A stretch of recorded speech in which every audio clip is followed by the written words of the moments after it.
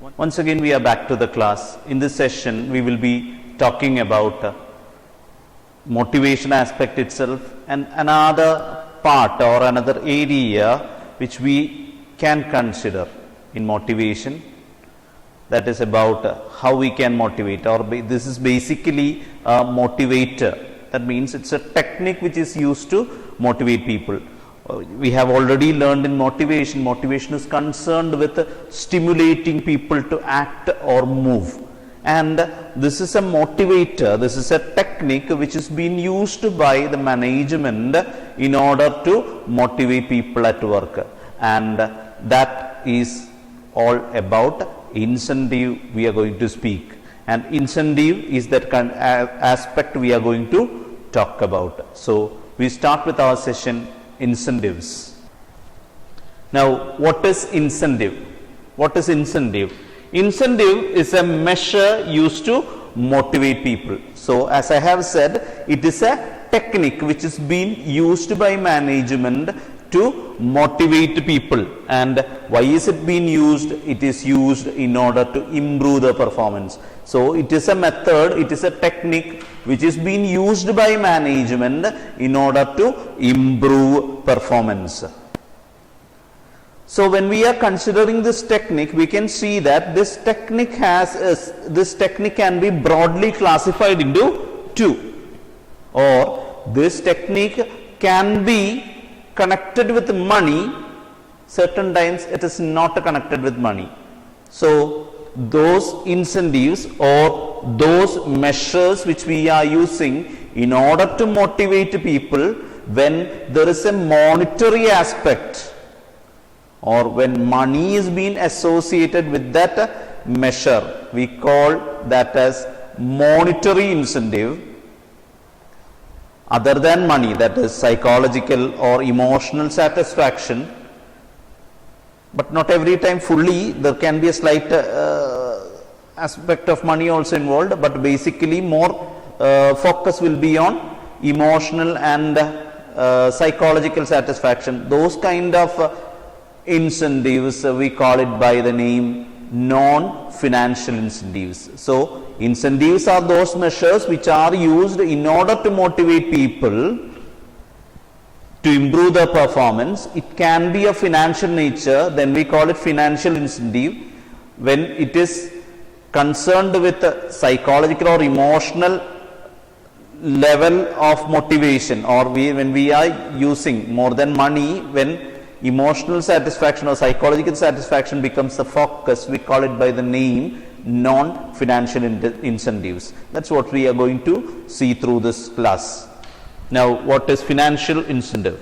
What is financial incentive? Financial incentives are those incentives, those measures used to motivate people, which are in direct monetary form, That means money will be clearly associated with that. It will be measures which have monetary aspect in that. Directly paying money will be associated with it. It is measurable in monetary terms. So those measures can be understood in monetary terms itself. That means there will be payment of money. Direct payment of money will be there. And it can be on individual or group basis. This monetary incentive can be given for a person as well as for a group. An individual employee can get the monetary incentive, at the same time a department or a section can also get monetary incentive. It is on the discretion of management. So once again, those incentives which are in direct monetary form, those are called financial incentives, and it can be given on individual or group basis according to the discretion of the management. And surely, as I have said, it is for motivating people to improve their performance. These incentives are given in order to improve the performance of employees. Now we are going to see some of the kinds of financial incentives. First and foremost, financial incentives is pays and allowances. pays and allowances. Now, pays and allowances includes all the basic pay, dearness allowance and other allowances.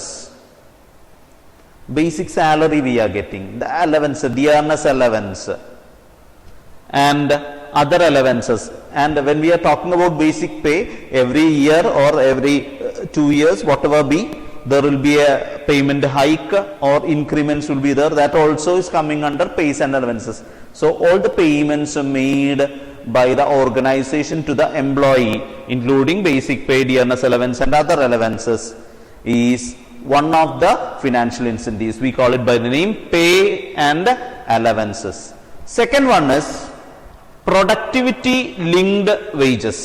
The name itself says what it is. On the basis of production, on the basis of production, on the basis of what an employee's productivity is, on the basis of that payment will be made. We have already learned about piece rate system. Standard has been fixed and employee is able to go beyond that, he will be paid. So that's the same concept. Productivity, according to the productivity, payment will be made. Productivity is less payment. If productivity is more payment. So on the basis of productivity, when money is being paid to the employee, that is called productivity linked wages. Again, third one is bonus. Bonus is a payment which is made over and above the basic wages or basic salary. Usually, in our concept, it is a lump sum amount paid during some festival seasons and all. A collective amount, a lump sum amount is being paid along or above the salary what we are getting for Onam or Christmas and all. In our concept, it is like that. A lump sum amount will be paid above the salary. Salary will be there, more than salary, there will be a lump sum amount given. That is called bonus. Again, it is a financial incentive. Then comes to profit sharing. Profit sharing. What is profit sharing? Profit sharing is nothing. A part of profit is being given to the employees. A part of profit is being given to the employees. So employees will be motivated in order to give more, because they know that if they are making more profit, they will get a more profit share. So a portion of profit which is being shared with the employee, that also usually it is in financial terms. So it is considered as a financial incentive. Then co-partnership and stock option. Co-partnership and stock option. What is co-partnership and stock option? Co-partnership or stock option means employees are being given a chance to purchase some of the shares when issue is being made. When issue of shares are being made, employees are given a chance to purchase the shares of the company. So that is called employees stock option, and usually that is at a set price. When compared with the outside price, that will be comparatively less. So employee feels that they are also one of the owner or one of the participant of the one of the person who is participating in the running of business, and they feel motivated. So co-partnership or stock option, they are given chance to purchase share at a set price lesser than the market price. So that is called employee stock option. Again, monetary value is there, so it is considered as a financial incentive. Again, coming on to retirement benefits. Retirement benefits includes provident fund or pension, the gratuity. When an employee is retiring from the work, all the amounts, all the money which is being paid as provident fund or gratuity, calculation based on the number of years of service, all these things are retirement benefits. Again, that is monetary, that has monetary aspect in it, so it is considered as a monetary incentive. So they will work hard to make sure that there is enough and more funds inside that. Again, the last one is perquisites. Perquisites are additional benefits or fringe benefits, we call it. additional benefits an employee get when he is part of an organization, like car allowance or medical aid or what to say, insurance, education to children. Some of the firms, for example, Cochin Refineries is running a school for their employees' children. So that is an additional benefit other than all the payments. Again, that is a benefit, additional fringe benefit employees getting. So again, that has monetary aspect in that. So that can be considered as perquisites. Medical aid that is given above salary, or that is given additional to what they are earning. So that is considered as a financial incentive. So these are the financial incentives. I said financial incentive is not the only measure which is used to motivate, because every person may not be motivated with the financial aspect. So there comes what non-financial incentives. Non-financial incentives are emphasizing on psychological and emotional satisfaction. Those persons who are not satisfied with monetary aspect, they may be satisfied with emotional satisfaction or psychological satisfaction. So there comes non-financial incentive. Those are measures which are used to motivate people emotionally and psychologically, rather than using monetary measures. But we cannot say that it is fully non-monetary. There can be some monetary aspect also in that, but emphasis will be for emotional or psychological satisfaction. That is why it is called non-monetary incentives. And at times monetary aspect can maybe also involved, not needed be, maybe or involved. One of the non-monetary incentive is status. Status is the ranking in the organization, the position a person is holding in the organization, position given to the person in the organization. He is being made the manager or general manager or a deputy general manager, whatever be, a position which is given to a person can act as a emotional or psychological satisfying thing. So status is one of the non-monetary incentive. The ranking or position in the organization, the responsibility or the authority, all these things are what to say considered, or are all these things are being given when a person is taking a position, and his performance, everything is being considered for giving him that position. So that gives a satisfaction when a person is given higher rank, higher position in an organization, of his good works, of his ideas, of his hard work, whatever be, he will feel that organization is recognizing him and giving him a higher level where he get more responsibility, more authority, etc., etc., etc. Basically we can say that esteem need, he will feel self-esteem, his self-esteem will be very high. So that is one of the non-monetary incentives. Second one is organizational climate. Organizational climate. Organizational climate simply means that some of the characteristics of an organization which differentiates one from another. Maybe regarding freedom, maybe regarding employee recognition, maybe regarding the way how they are dealing with employees, maybe regarding taking of risk. So what kind of climate is prevailing, or how things are happening in an organization also can, because if there is no freedom for employees to decide regarding their work, or whatever is being done, if there is no recognition for employees, that can seriously affect an employee.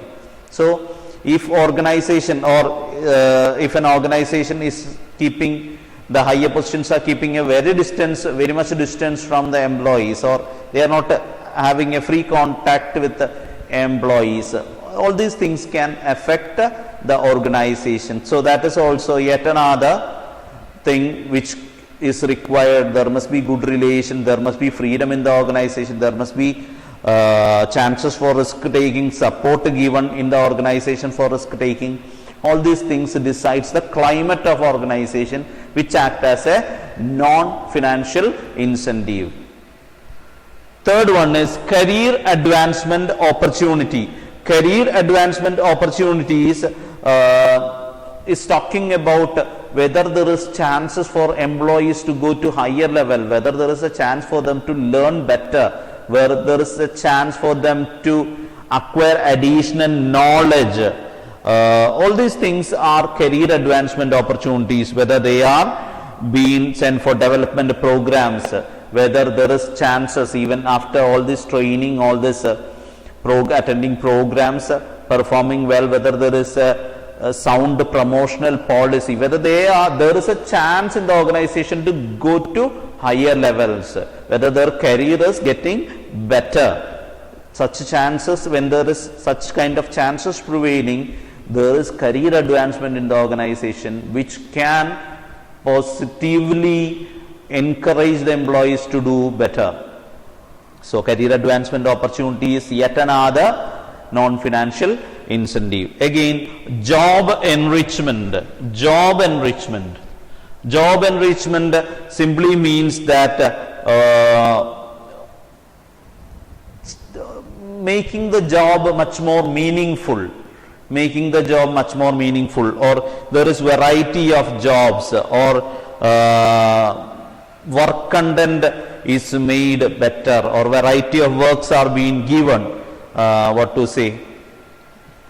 Whether they are getting chance to enjoy the work, or simply doing meaningless work will not make sense. So there must be chance for them to do meaningful work. There must be variety in work. Something new must be added in work. There must be chance of trying something new in the work. So job must be always enriched. There must be chance for something more in work. So all these things makes job enriched. They must feel energized to do work, or they must feel enthusiastic to do work. So that kind of measures are to be taken. That kind of measures, if it is there, that also act as a factor of motivating them to do the work. That is called job enrichment. Again, employee recognition programs. Employee recognition programs means acknowledging the work done by employees, or giving them an appreciation, maybe congratulating them in a meeting, or displaying their name in the notice board, or giving them a certificate or an award, or t-shirts, or some measures where employee feel that he is recognized for the work he is doing. So such kind of things, when organization is recognizing employee, he will try to make it better, and next time also he expect to be acknowledged by the organization. So that is also again another motivation measure, that is called as employee recognition program. Job security. Job security means whether there is stability for the job which is being done by an employee. If an employee is having a feeling that at any time his job will be lost, he will not be that confident in doing the job. So there must be security for the job. Future income is made sure, their job position is made sure, and there is making sure that they are feeling comfortable at the job, that job will be there for a longer time, which will fetch income for them. So job security is yet another measure which is used to encourage people to do work.